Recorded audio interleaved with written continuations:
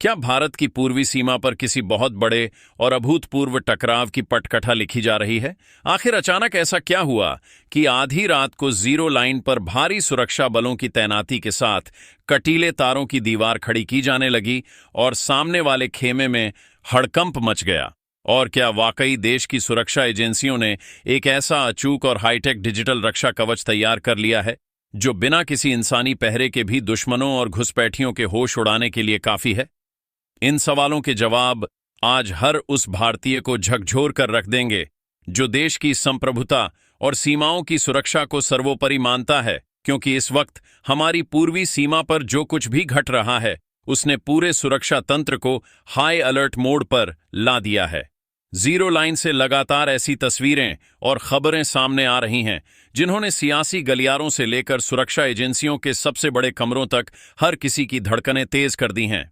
कहीं रातों रात कंटीले तार खड़े किए जा रहे हैं, तो कहीं जवानों की अतिरिक्त तैनाती करके सामरिक बढ़त बनाई जा रही है और कहीं लगातार फ्लैग मीटिंग्स के जरिए माहौल को संभालने की कोशिश चल रही है। लेकिन जमीनी हकीकत यह है कि तनाव चरम पर पहुंच चुका है। सवाल ये उठता है कि आखिर अचानक ऐसा क्या बदल गया कि सीमा पर बरसों से रुका पड़ा काम अब युद्ध स्तर पर पूरा किया जा रहा है? क्या यह सिर्फ आम घुसपैठ और तस्करी को रोकने की कोई सामान्य तैयारी है, या फिर इसके पीछे कोई बहुत बड़ा और गहरा रणनीतिक खेल छिपा हुआ है? सूत्रों की माने तो आने वाले समय में यह पूरा इलाका एक ऐसे हाईटेक सुरक्षा तंत्र में बदलने जा रहा है जहां बिना इंसानी निगरानी के भी हर एक परिंदे की हरकत पर नजर रखी जाएगी।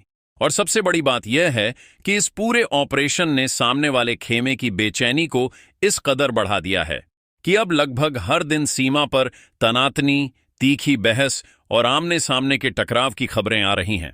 पश्चिम बंगाल के सुदूर इलाकों से लेकर घने जंगलों तक फैली इस जीरो लाइन पर आज कुछ ऐसा हो रहा है जो पहले के दशकों में कभी नहीं देखा गया। हमारी बॉर्डर फोर्स लगातार एक ऐसे मास्टर प्लान पर काम कर रही है जो आने वाले समय में भारत की सुरक्षा का पूरा नक्शा ही बदल कर रख देगा।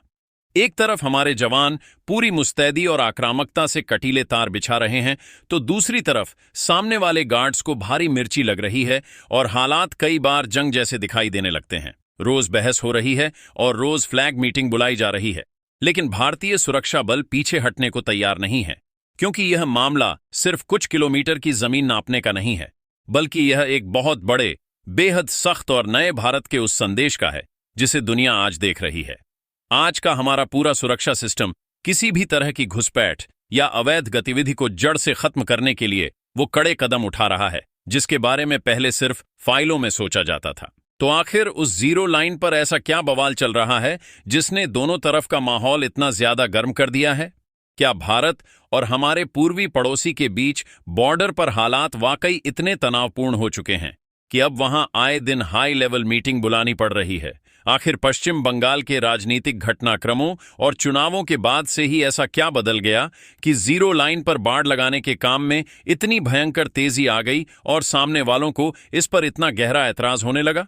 एक दिग्गज नेता ने तो यहां तक कह दिया कि अगर दिल्ली से केवल एक इशारा हो जाए तो हमारे जवान सिर्फ 48 घंटे के अंदर पूरा गेम पलट कर रख सकते हैं।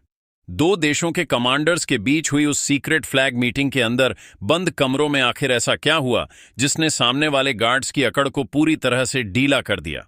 और सबसे बड़ा सवाल यह कि देश के गृह मंत्रालय का वो स्मार्ट ग्रिड प्रोजेक्ट आखिर है क्या जो बिना किसी इंसान के भी पूरे बॉर्डर को एक अभेद्य किले में बदलने जा रहा है?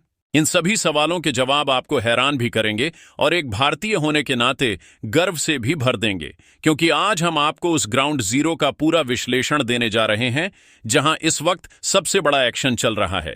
अब जरा सोचिए कि आप पश्चिम बंगाल के सिलीगुड़ी इलाके में हैं और वहां एक बेहद संवेदनशील जगह है जिसे फांसी देवा कहा जाता है। इस इलाके में पिछले कई सालों से एक बहुत बड़ा और महत्वपूर्ण काम अटका हुआ था जिसके कारण सुरक्षा बल हमेशा चिंतित रहते थे। लेकिन अब फाइनली वहां भारत की सीमा पर बाड़ लगाने का काम बहुत ही तूफानी रफ्तार से शुरू हो गया है। पश्चिम बंगाल सरकार ने बॉर्डर की सुरक्षा को एकदम लोहे जैसा मजबूत करने के लिए हमारे जवानों को पूरे 27 किलोमीटर की जमीन सौंप दी है। अब देखने वाले कहेंगे कि इसमें कौन सी बड़ी बात है, क्योंकि जमीन ही तो सौंपी है, लेकिन असली ट्विस्ट यहीं पर छिपा हुआ है।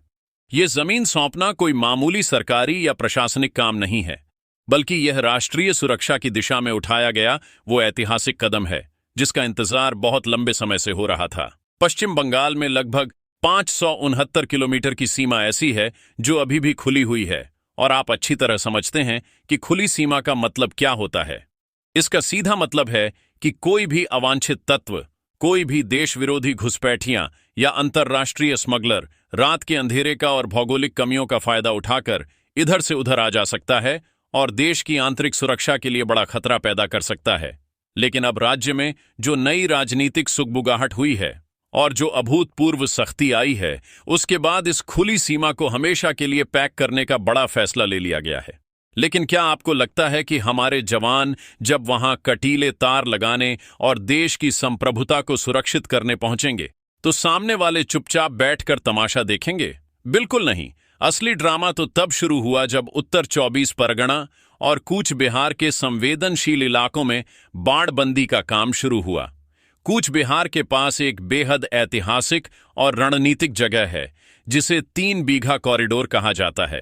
वहां जीरो लाइन के पास जैसे ही हमारे जवानों ने पिलर गाड़ने और बाड़बंदी की तैयारी शुरू की तो सामने वाले बॉर्डर गार्ड्स यानी पड़ोसी देश के सुरक्षा बलों की तरफ से भारी दखलंदाजी शुरू हो गई।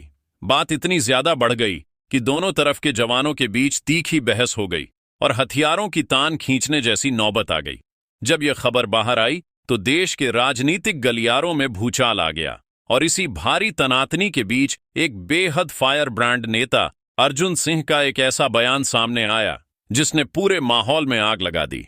अर्जुन सिंह ने सीधे तौर पर सामने वाले गार्ड्स की हैसियत और उनकी ताकत पर सवाल उठाते हुए कहा कि उनके पास तो भारतीय जवानों के सामने टिकने की ताकत और बुनियादी साजो सामान तक नहीं है। उन्होंने तो यहां तक कह दिया कि अगर प्रधानमंत्री नरेंद्र मोदी हमारे जवानों को केवल एक बार आदेश दे दें तो हम सिर्फ 2 दिन के अंदर ही सामने वाले पूरे इलाके पर आसानी से अपनी पकड़ बना सकते हैं।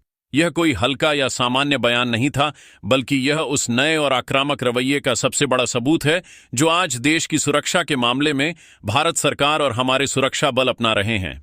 यह बयान साफ दिखाता है कि अब डिफेंसिव होकर या बैकफुट पर खेलने का वक्त हमेशा के लिए चला गया है और अब भारत फ्रंट फुट पर आकर अपनी सीमाओं की रक्षा करेगा। इस तीखी बयानबाजी के बाद बॉर्डर पर जो हुआ वो और भी ज्यादा सस्पेंस से भरा हुआ है। बीते दिनों हालात इतने तनावपूर्ण हो गए थे कि दोनों देशों के उच्च अधिकारियों को तुरंत दखल देना पड़ा। दरअसल पड़ोसी देश के लालमुनीरहाट इलाके में अंतर्राष्ट्रीय सीमा स्तंभ संख्या 806 के पास हमारी फोर्स एक नया पिलर स्थापित करने की तैयारी कर रही थी। हमारे जवानों का मकसद बिल्कुल साफ था कि अपनी जमीन की पूरी पैमाइश करो और वहां पिलर लगाओ ताकि भविष्य में कोई भी अवैध रूप से भारत के अंदर कदम न रख सके। लेकिन तभी सामने वाले देश की टीम वहां धमक पड़ी और उन्होंने हमारे काम को बीच में ही रुकवा दिया। उनका दावा था कि अंतर्राष्ट्रीय नियमों के हिसाब से जीरो लाइन के 150 गज के दायरे में किसी भी तरह का कोई स्थायी निर्माण या पक्का ढांचा नहीं बनाया जा सकता।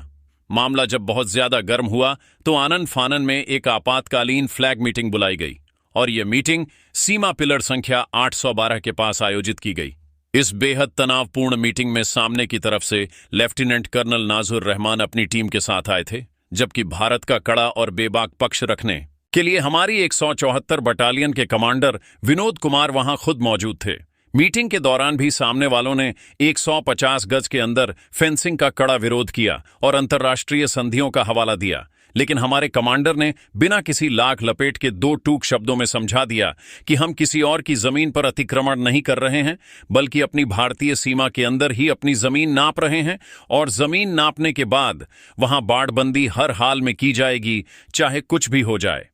हमारी इस 2 टूक और मजबूत बात के बाद सामने वाले अधिकारियों की अकड़ थोड़ी ढीली पड़ी और उन्होंने अपनी भाषा बदलते हुए सफाई दी कि उन्हें भारतीय सीमा के अंदर भूमि अधिग्रहण से कोई दिक्कत नहीं है, बस वो 150 गज वाले तकनीकी नियम की बात कर रहे हैं। इस हाई लेवल मीटिंग के बाद फिलहाल के लिए स्थिति नियंत्रण में आ गई है, लेकिन अंदर ही अंदर वो आग अभी बुझी नहीं है और दोनों तरफ के जवान मुस्तैद हैं। अब आपके दिमाग में यह सवाल जरूर आ रहा होगा कि आखिर इतने सालों बाद भी यह बॉर्डर पूरी तरह से पैक क्यों नहीं हो पाया और ऐसा क्या है वहां जो कटीले तार लगाना इतना मुश्किल काम माना जाता है।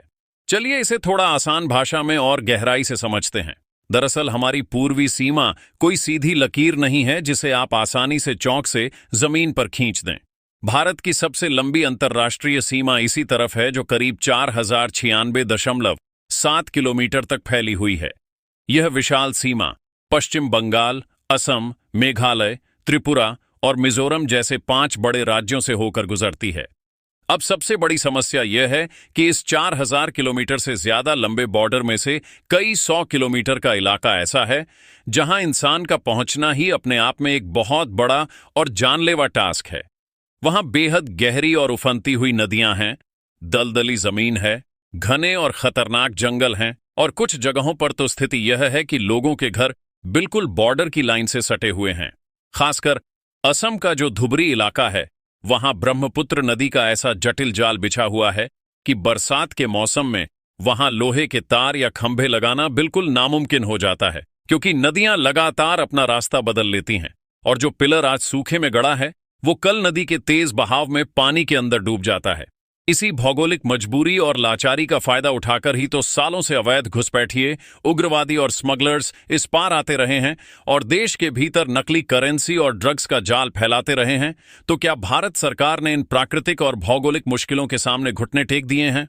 बिल्कुल नहीं, क्योंकि अब भारतीय सीमा पर एंट्री होने जा रही है उस असली गेम चेंजर की, जिसका नाम सुनकर ही बॉर्डर पार करने वाले राष्ट्र विरोधी तत्वों के पसीने छूट जाते हैं। देश के गृह मंत्री अमित शाह ने हाल ही में हमारी फोर्स के एक बड़े कार्यक्रम में एक ऐसे ऐतिहासिक और महाविनाशक प्लान का खुलासा किया है जो पूरे बॉर्डर सुरक्षा सिस्टम को जड़ से बदल देगा।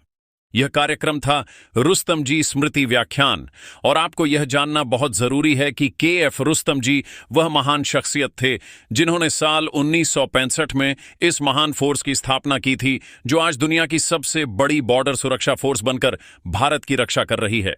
इसी मंच से गृह मंत्री ने ऐलान किया कि भारत अब स्मार्ट बॉर्डर प्रोजेक्ट को पूरी तरह लागू कर रहा है।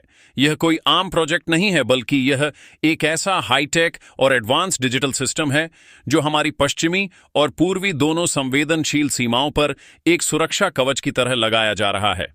इसका सीधा सा मतलब यह है कि जहां इंसान नहीं पहुंच सकता, जहां नदियां रास्ता बदल लेती हैं और जहां कटीले तार नहीं लगाए जा सकते, वहां अब भारत की आधुनिक टेक्नोलॉजी पहरा देगी।